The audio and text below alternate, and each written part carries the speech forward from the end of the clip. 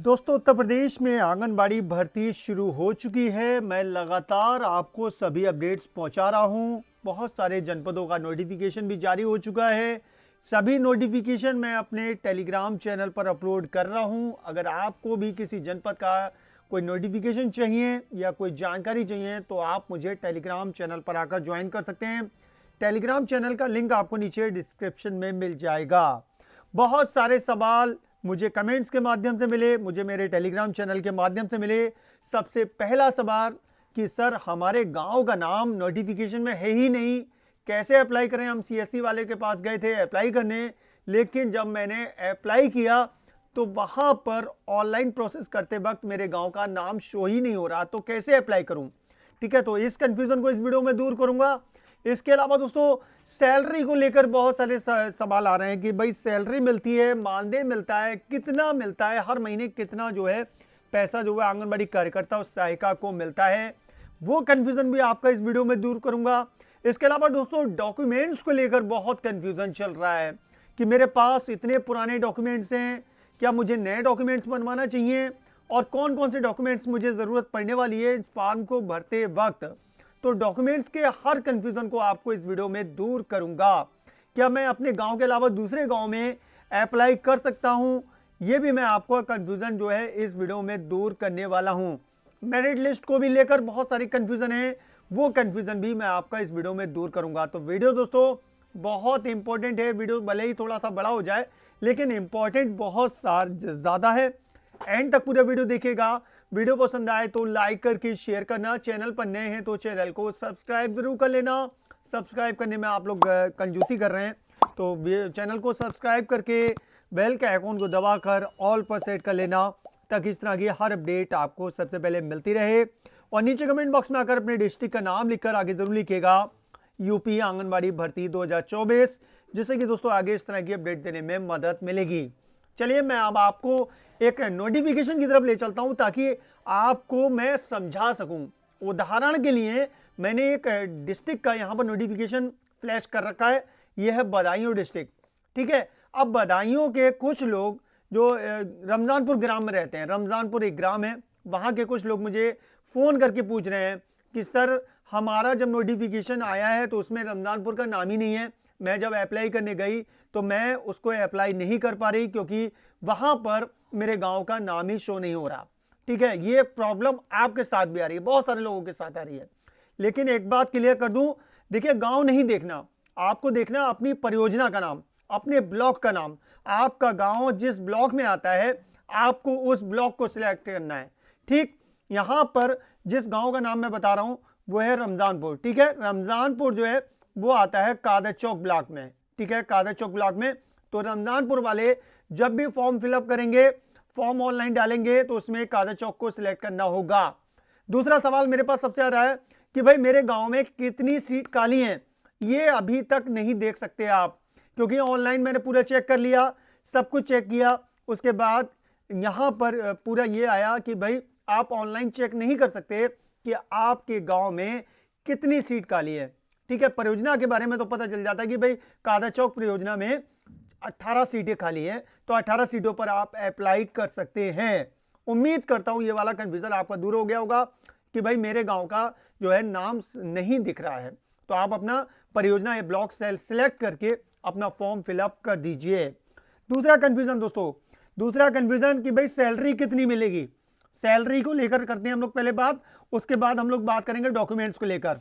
ठीक है, सैलरी आपको बताया मैं आंगनबाड़ी और आशा की न्यूज़ लगातार देता चला आया हूं कई सालों से। तो मेरे पास एक न्यूज़पेपर की कटिंग रखी है, मैं आपको दिखाता हूं सैलरी विथ प्रूफ के साथ। देखिए 2022 में उत्तर प्रदेश की योगी सरकार ने आंगनबाड़ी कार्यकर्ताओं की जो है वो यहाँ पर सैलरी बढ़ाई थी, और यहाँ पर आपको दिख रहा होगा 2022 से मिलेगा बढ़ा हुआ मानदेय। तो 2022 के बाद अभी मानदेय नहीं बढ़ा है। ठीक, अब यहाँ पर आंगनबाड़ी कार्यकर्ता को पहले जो मानदेय मिलता था वो मिलता था 5500 रुपए। ठीक है, उसके बाद इसमें बढ़ोतरी की गई, राज्य ने इसको बढ़ा दिया 1500 रुपए अपने बढ़ाए। ठीक है, केंद्र ने 500 रुपए बढ़ाए और बढ़ाया गया मानदेय कुल मिलाकर यहाँ पर 500 रुपए कुल मिलाकर यहाँ पर मिलने लगे। अब यहाँ पर आंगनबाड़ी कार्यकर्ता को 8000 रुपए। अब मिनी आंगनबाड़ी कार्यकर्ता की बात करें तो पहले मिलते थे 4250 रुपए, इसको बढ़ाकर कर दिया गया 6500 रुपए, 6500 रुपए मिलते हैं। और सहायिका को पहले मिलते थे 2750 रुपए, इसको बढ़ाकर आप कर दिया गया है 4000 रुपए। ठीक है, तो आंगनबाड़ी कार्यकर्ता को मिलते हैं 8000 रुपए मानदेय। ठीक, उसके अलावा मिनी आंगनबाड़ी कार्यकर्ता को मिलते हैं 6500 रुपए मानदेय और सहायिका को मिलते हैं 4000 रुपए मानदेय। ठीक है दोस्तों, उम्मीद करता हूं सैलरी के बारे में आपका क्लियर हो गया होगा। अब दोस्तों बात करते हैं डॉक्यूमेंट्स की, कौन कौन से डॉक्यूमेंट्स आपके लिए जरूरी है फॉर्म भरते वक्त, और ये डॉक्यूमेंट्स कितने पुराने आपके चल जाएंगे। सबसे पहले आपका एजुकेशनल सर्टिफिकेट, यानी कि आपके शैक्षिक योग्यता के जो प्रमाण पत्र हैं, आपका स्कूल की मार्कशीट, सनद, 12th की मार्कशीट, सनद, और ग्रेजुएशन कर रखा है तो उसकी मार्कशीट, और अगर पोस्ट ग्रेजुएशन भी कर रखा है तो उसकी भी मार्कशीट। ठीक है, क्योंकि यहाँ पर आपकी जो कैलकुलेशन है वो परास्नातक तक होगी मेरिट में। ठीक है, मेरिट वे जो बनेगी वो परास्नातक तक की बनेगी। मैं आपको दिखा दूंगा प्रूफ शासनादेश के साथ साथ। ठीक, अपनी तरफ से कुछ नहीं बोल रहा, जो भी बोल रहा हूं वो शासनादेश के हिसाब से बोल रहा हूं। इसके अलावा एज प्रूफ के लिए आपकी जो एज प्रूफ है वो हाई स्कूल की मार्कशीट के आधार पर ही सिलेक्ट कर ली जाएगी। ठीक है, जो आपकी हाई स्कूल की मार्कशीट है उसके आधार पर। ठीक, 1 जनवरी 2024 के हिसाब से आपकी एज का कैलकुलेशन किया जाएगा। मैंने पूरा वीडियो आपको दिया था अपलोड करके, आपने शायद देखा होगा, नहीं देखा तो जाकर देखिए। आपका डोमिसाइल सर्टिफिकेट, स्थायी निवास प्रमाण पत्र आपका होना जरूरी है। ठीक है, ये बनवा लीजिए, है तो अच्छी बात है, नहीं है तो बनवा लीजिए। इसके अलावा अगर कास्ट सर्टिफिकेट, अगर आप जनरल के अलावा किसी और कास्ट में, ओबीसी में हैं, आप एससी में हैं, एसटी में हैं, तो कास्ट सर्टिफिकेट आपको लगवाना पड़ेगा। ठीक है, इसको आपको बनवाना पड़ेगा, जनरल वालों को कोई जरूरत नहीं होती है कास्ट सर्टिफिकेट की। आइडेंटिटी के प्रूफ में आपका चलता है आधार कार्ड। अब महिला का जो यहाँ पर अप्लाई कर रही है उसका आधार कार्ड होना जरूरी है, आधार कार्ड आपका लगेगा। ठीक है, इसके अलावा पासपोर्ट साइज 2 फोटो। ठीक है, फोटो अपलोड करना पड़ता है तो जाहिर सी बात है 1 फोटो भी चल जाएगा। पासपोर्ट साइज फोटो जो है आपका अपलोड होगा वो आपके पास होना चाहिए। एक्टिव मोबाइल नंबर, ठीक है, जो मोबाइल नंबर आपका एक्टिव है वो यहाँ पर होना चाहिए। इसके अलावा ईमेल है, आईडी भी है तो बहुत अच्छा है, नहीं तो बना लीजिएगा, कोई दिक्कत नहीं है। ठीक, इसके अलावा एक और सर्टिफिकेट जो ईडब्ल्यूएस के लिए चलेगा, आय प्रमाण पत्र। ठीक है, आय प्रमाण पत्र आपको बनवाना पड़ेगा।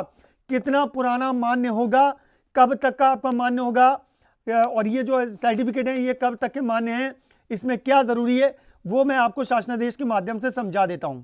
ठीक है, यहां पर देखिए मैं आपको दिखा देता हूं, यहां पर बहुत इंपॉर्टेंट ये देखिए पॉइंट दिया हुआ है, आय के संबंध में तहसील द्वारा निर्गत नवीन विज्ञापन जारी होने की तिथि से 6 माह के पूर्व का मान्य नहीं होगा।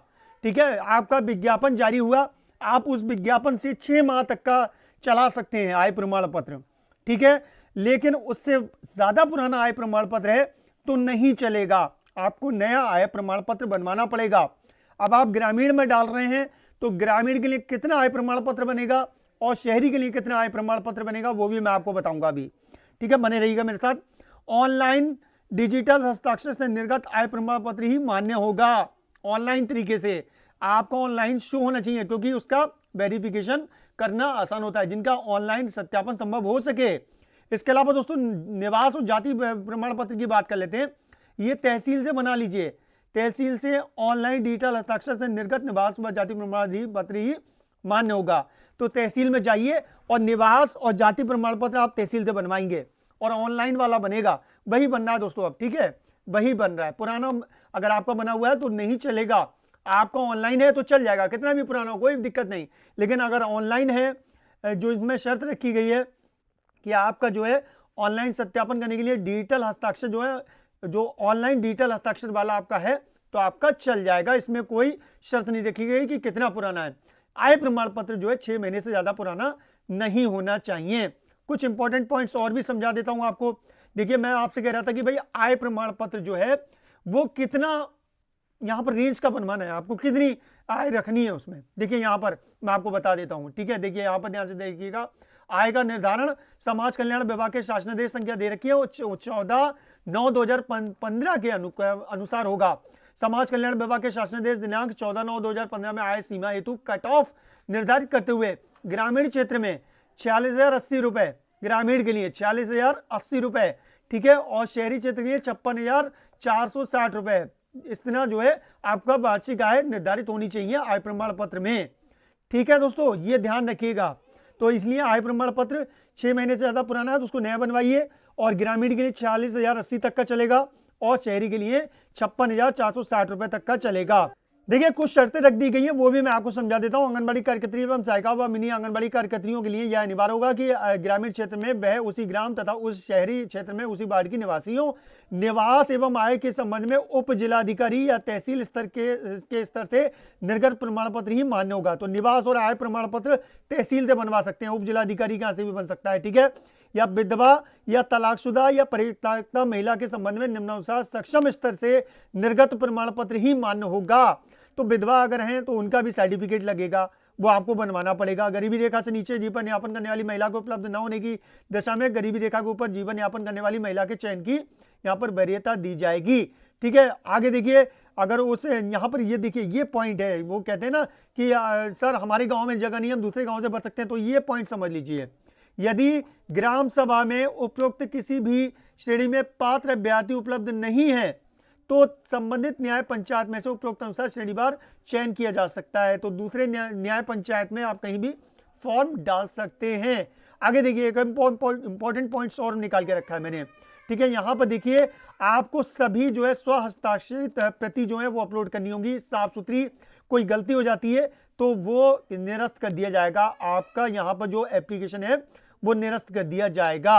आगे देखिए दोस्तों, यहाँ पर एक और इंपॉर्टेंट बात कि भाई चयन प्रक्रिया के लिए जो मेरिट सूची बनेगी वो कैसे बनेगी।